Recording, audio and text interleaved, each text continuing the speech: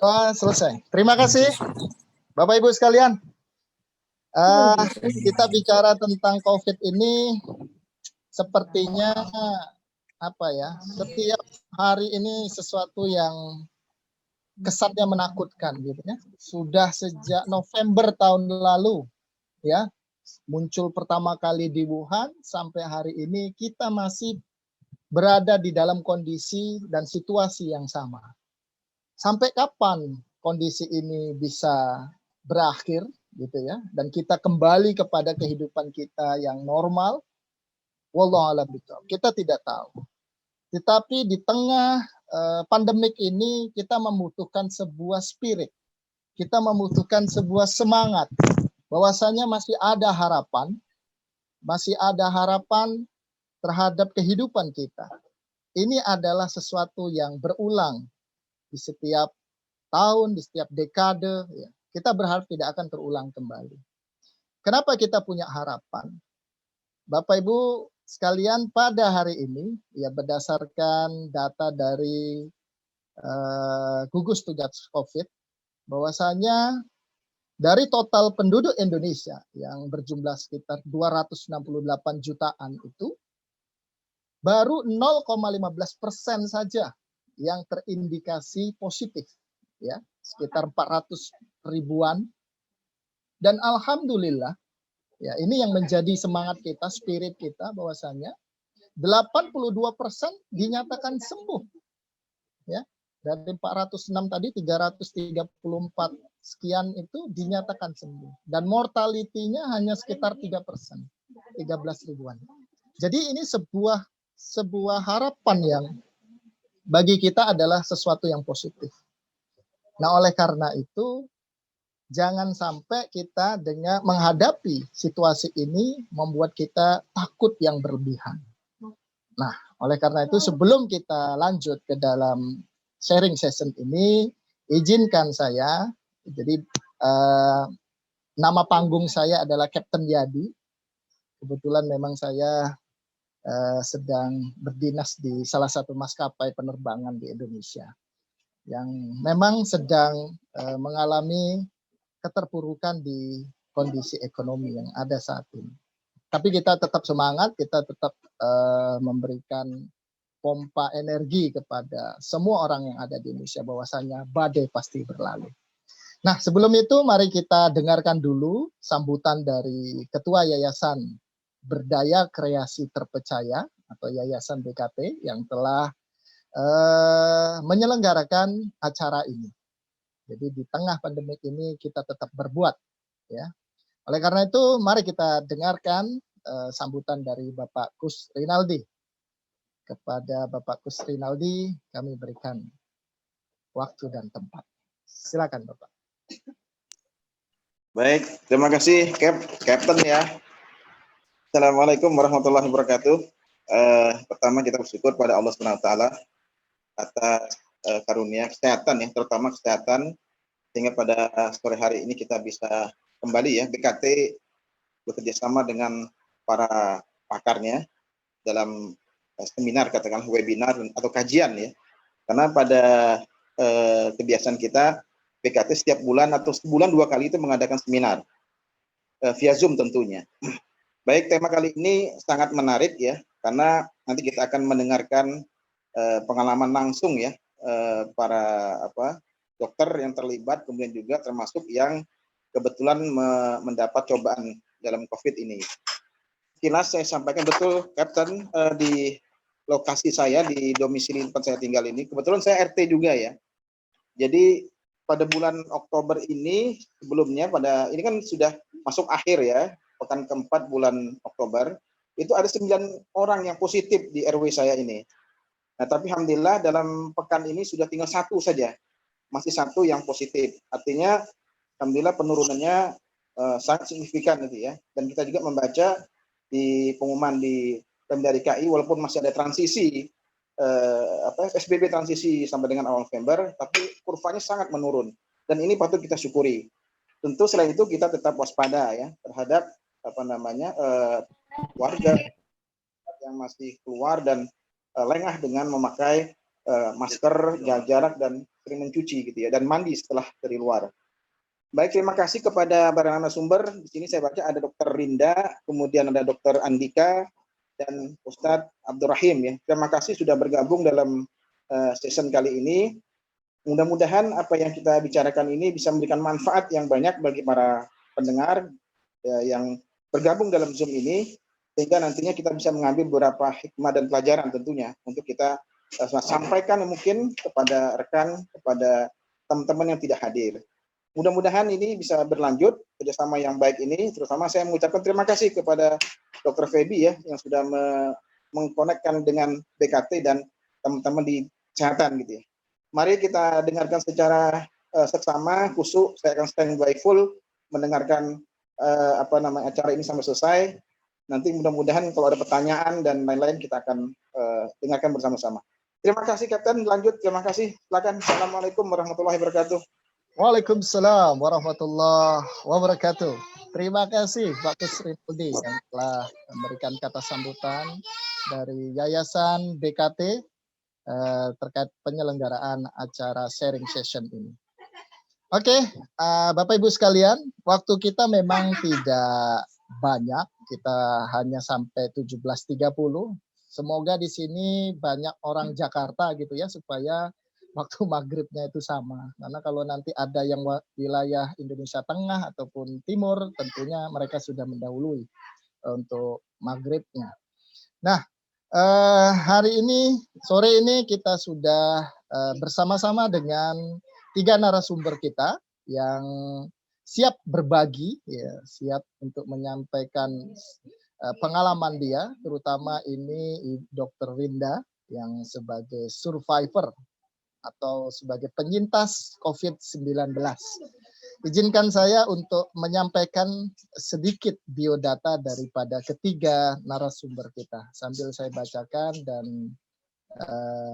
ini narasumber kita. Yang pertama adalah Dr. Rinda Juwita yang akan bercerita tentang pengalamannya menjadi pasien ya. Walaupun dokter tetapi juga menjadi pasien di COVID-19 ini. Alhamdulillah Allah memberikan sebuah kesembuhan tidak hanya untuk Dr. Rinda tetapi juga untuk keluarganya semua. Jadi satu keluarga ini kena semua. Gitu ya. Nah, kemudian pembicara berikutnya ini Dr. Rinda tinggalnya di Cibinong. Wah, ini sebetulnya dekat ini dengan saya. Saya di Kelapa Nunggal ini, Cilengsi. Ya. Pekerjaan beliau sebagai ASN, dokter, profesi hobinya menyanyi. Waduh, ini pas sekali nih dengan konsep imun, ya kan? Konsep imunnya harus bergembira, harus banyak nyanyi gitu ya. Mungkin gara-gara sering nyanyi ini Dr. Rinda bisa meningkat imunitas tubuhnya. Ya, ini alamat emailnya dan akun medsosnya silahkan dilihat di Rinda Juwita. Tidak memperpanjang mukaddimah dari saya beri kesempatan masing-masing narasumber untuk menceritakan untuk sharing session selama lebih kurang 15 menit supaya waktu kita bisa efektif. Nanti izinkan saya ketika nanti menginterupsi jika memang waktunya sudah habis dan kita bisa langsung berdiskusi, bertanya jawab dengan partisipan yang hadir pada hari ini. Terima kasih kepada para partisipan yang sudah hadir, lebih kurang ada 50, semoga ini akan terus bertambah sampai materi nanti disampaikan. Oke, untuk yang pertama kami berikan kesempatan. Oh iya, jangan lupa nanti kita ada door prize. Nah, ini ada door prize yang sudah disiapkan oleh panitia. Nanti di akhir daripada acara, yaitu nggak usah disebut dulu ya, karena namanya door prize itu pasti sesuatu yang surprising gitu ya. Jadi surprise nanti kita berikan di akhir acara. Oke, kita berikan kesempatan pertama untuk Dr. Rinda untuk menceritakan seperti apa pengalamannya menjadi pasien daripada COVID-19, baik secara pribadi maupun keluarga. Apa yang dirasakan dan bagaimana cara bisa sembuh dari penyakit tersebut. Oke, silakan kami berikan waktu kepada Dr. Indah untuk menyampaikan. Ya, assalamualaikum warahmatullahi wabarakatuh semuanya. Semoga kita semua dalam keadaan sehat walafiat. Terima kasih Pak Kapten atas kesempatannya, Bapak Ketua BKT dan seluruh panitia BKT. Terima kasih Bapak-bapak semua, yang ibu-ibu juga yang telah hadir mengikuti acara ini.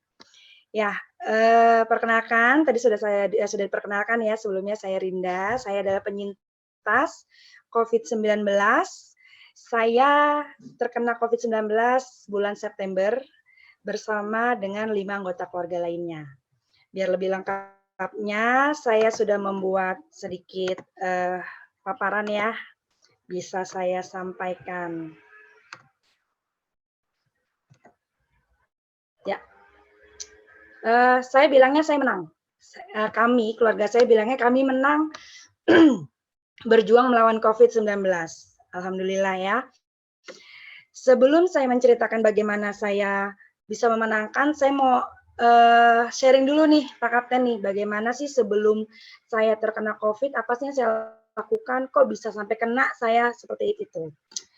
Jadi kita ketahui ya, waktu pas 2 Maret itu semua pada heboh, panik dengan adanya kasus COVID-19.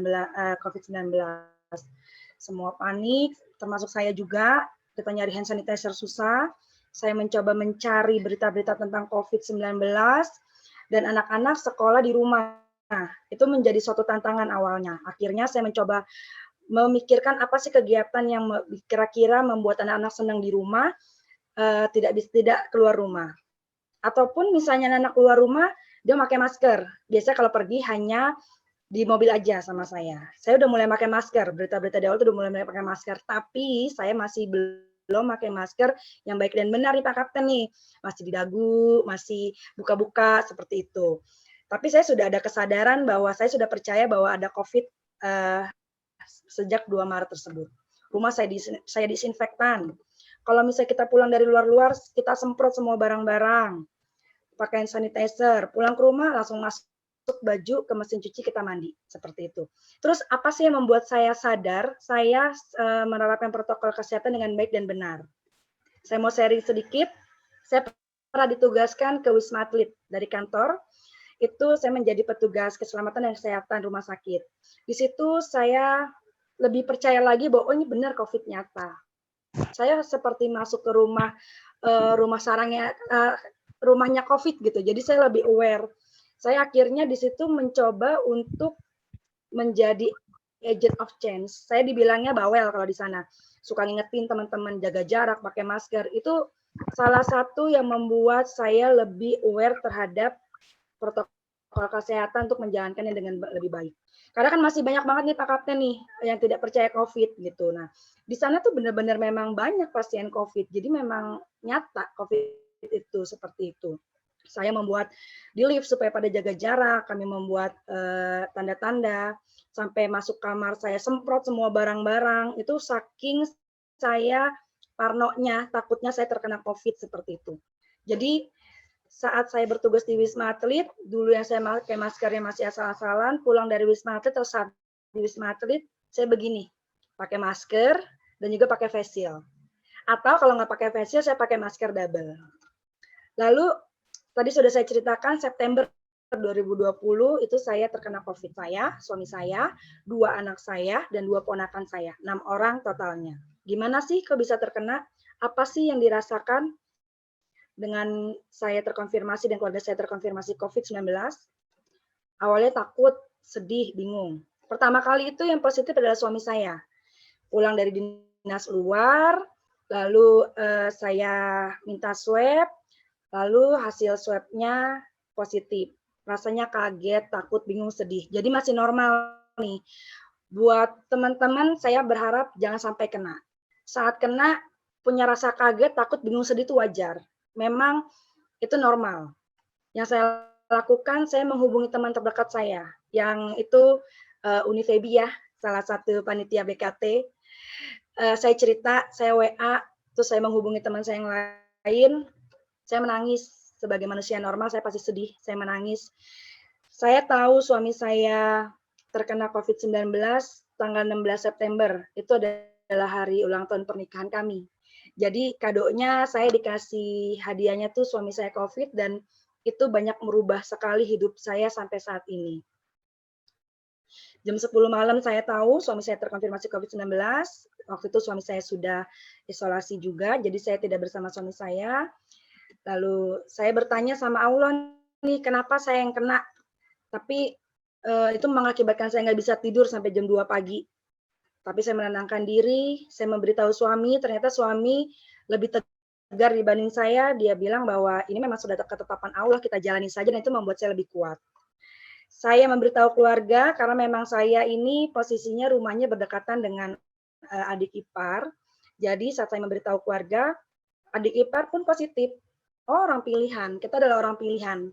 Bahwa kita diberi ujian ini, kita orang pilihan untuk ditingkatkan derajatnya. Itu makin membuat saya menjadi positive thinking. Saya muhasabah diri, yakinkan bahwa yang terjadi adalah yang terbaik. Saya menerima ketetapan Allah, saya bersyukur, saya positive thinking, saya bahagia. Dan saya sangat berpesan ke teman-teman, jangan pernah malu, takut, dan saling mendukung saat kita terkena. Ini lengkapnya, Pak Kapten nih. Bagaimana saya terkena suami saya tanggal 9 September, dia pulang dinas luar kota, baru swab tanggal 14. Kesalahan yang saya lakukan semoga tidak terjadi lagi pada teman-teman. Jeda di antara tanggal 9 sampai 14 September itu kami tidak menerapkan isolasi mandiri pada suami. Jadi itu pelajaran yang sampai sekarang kalau kami pulang dari luar kota, kita mengisolasi mandiri dulu, baru sampai kita yakin bahwa kita tidak terkonfirmasi COVID. Lalu tanggal 15 September suami mulai timbul gejala, saya isolasi mandiri suami, saya juga isolasi mandiri, anak-anak saya taruh di rumah adik ipar, saya titipkan, rumahnya sebelah rumah saya, karena saya juga harus isolasi mandiri karena saya juga merawat suami. Jadi saya dan suami isolasi mandiri di ruang yang terpisah, anak-anak saya titipkan di rumah adik ipar yang sebelah rumah. 16 September itu sebelum suami saya keluar hasil swab itu saya mulai timbul meriang. Anak saya yang paling kecil juga meriang. Dari situ saya merasa, aduh, saya kayaknya COVID nih. Tapi saya mencoba denial, mencoba menyangkal. Mudah-mudahan ini cuma biasa aja sakitnya, seperti itu. Ternyata pas malamnya suami saya dikabarkan positif COVID. Lalu saya menghubungi puskesmas. Lalu setelah itu suami saya dirujuk. Nah, anak saya yang kecil karena timbul gejala akhirnya gabung sama saya. Gabung sama saya satu rumah. Setelah suami saya dirujuk di rumah sakit, saya harus memikirkan 11 orang yang kontak erat dengan suami saya.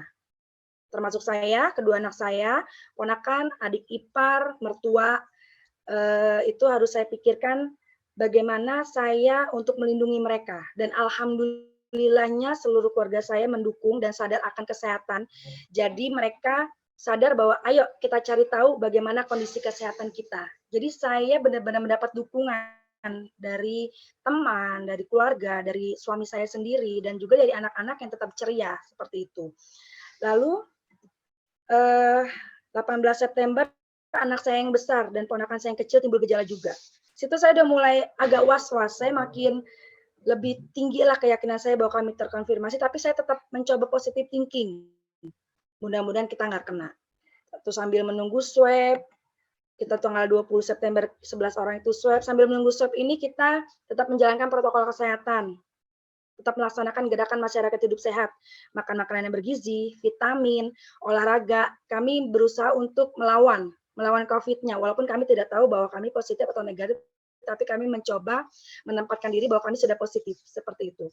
Lalu tanggal 20 September kita swab, hasilnya seperti ini, 5 orang positif, 6 orang yang tadi bersama suami saya, lalu kami isolasi di Wisma Atlet. Seperti itu. Lalu apa yang dilakukan di Wisma Atlet?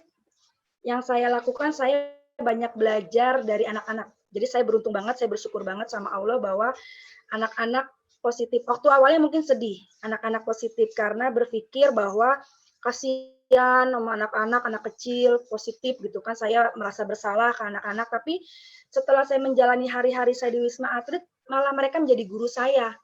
Kenapa menjadi guru saya? Saya melihat mereka ceria, menjalankan hari-hari seperti biasa, makan biasa, main, lari sana, lari sini, naik-naik, masuk ke lemari, ketawa-ketiwi, olahraga pagi-pagi. Jadi saya melihat mereka enjoy dan mereka tidak merasakan gejala apa-apa. Sedangkan saya sempat agak stres, sempat agak sedih, sempat agak takut, itu saya yang lebih banyak gejala. Saya ada demam, saya ada batuk, saya ada sakit tenggorokan sebelah kiri, badan saya sakit-sakit. Tapi ternyata anak-anak enjoy, dia hanya waktu awal sebelum ketahuan positif aja 2 hari, mereka demam, sudah biasa lagi. Dari situ saya belajar bahwa berarti ini saya harus bahagia kayak anak-anak. Saya harus positive thinking kayak anak-anak. Saya akhirnya mencoba mereset pikiran saya untuk seperti anak-anak bahagia, dan alhamdulillah tuh gejala hilang. Gejala hilang, akhirnya saya makin yakin bahwa saya pasti menang. Saya melewati hari-hari saya dan anak-anak di Wisma Atlet dengan husnuzon sama Allah ya, bahwa kita pasti sembuh. Kegiatan-kegiatan positif kita lakukan, ngaji bersama, bermain bersama, lalu saya membuka diri, saya membuat video, saya share di Facebook, saya nggak menutup diri. Akhirnya saya share, setiap hari saya update status WA bagaimana kegiatan anak-anak saya dan juga saya di Wisma Atlet. Saya share kondisi saya di semua grup-grup WA. Ternyata banyak banget yang ngedoain dan saya seperti membagi beban-beban saya ke teman-teman itu. Dan saya yakin salah satu doa dari mereka ada yang diijabah membuat kami jadi sembuh. Lalu setelah menang berjuang, nah ini hikmahnya, banyak banget hikmahnya yang saya dapat. Apakah saya senang menderita COVID? Tidak. Pada awalnya pasti saya tidak mau. Saya tidak mau menderita COVID, saya tidak mau. Tapi saat saya terkena, saya tidak mau terpuruk. Saya berusaha untuk menjadi positif, supaya hasilnya positif ke kehidupan saya, dan saya mengambil hikmah dari semuanya. Dan alhamdulillah, ini adalah hikmah yang saya rasakan. Tantangannya masih banyak banget. Stigma, teman kalau melihat saya seperti minggir, terus masih takut, saya masih was-was sampai sekarang, saya takut kena lagi. Orang sekitar masih banyak yang menerapkan protokol, masih banyak yang kurang pengetahuan seperti itu. Jadi tetap jalankan protokol kesehatan dan gerakan masyarakat hidup sehat agar kita semua sehat. Dan pandemi ini pasti akan berlalu, kita pasti bisa melewatinya. Mari kita bersama-sama menjadi agent of change dalam penerapan protokol kesehatan. Jangan tunggu COVID-19 ada di sekitar Anda, baru Anda yakin bahwa COVID-19 itu nyata. Jadi itu Pak Kapten, saya ada sedikit video Pak Kapten, izin boleh di-share ya. Silakan.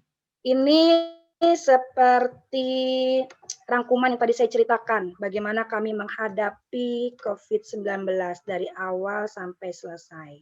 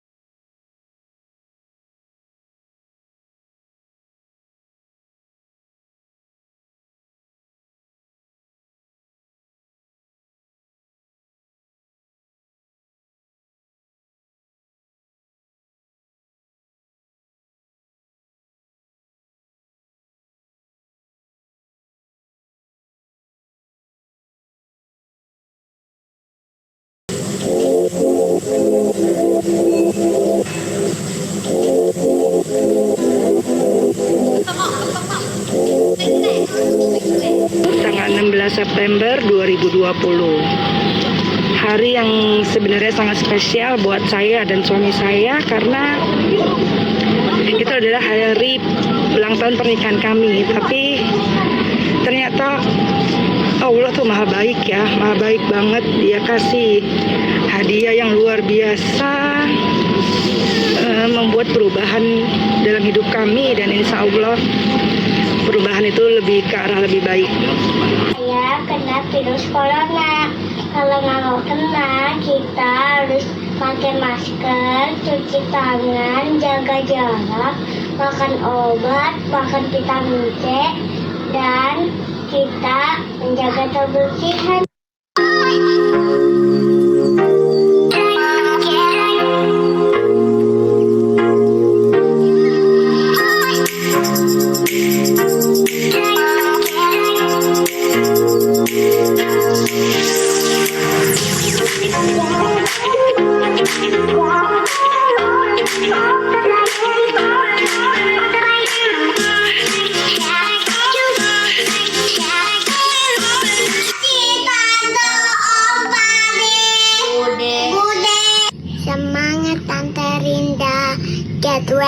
wabarakatuh.